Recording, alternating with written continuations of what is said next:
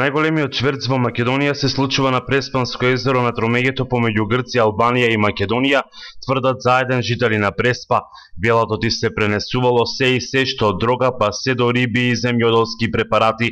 Ова се случува веќе неколку години, бидејќи речи се и да не постои водена граница во езерото, отворено пред камера ни раскажа Ристе Стефановски. Се прави шверц, најголемата трговија тука. Се пренесува оружје, дрога.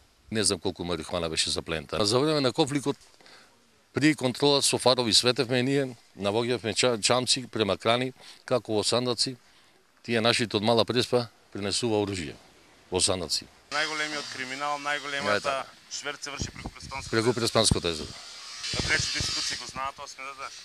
Го знаат, ама врзани се сите. Никој не превзема ништо.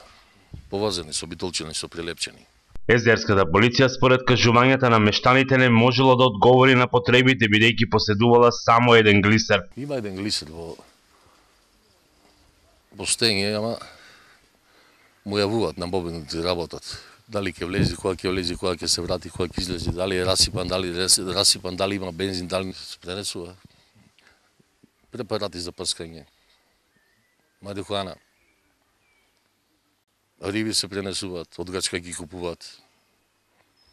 Ефтино ги продаваат, скапо. И што и не. Цигари.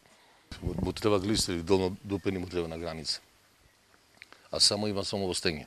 Се кажува меѓу народот, знаете како е кружат некои такви работи, меѓутоа јас лично конкретно немам видено за тоа.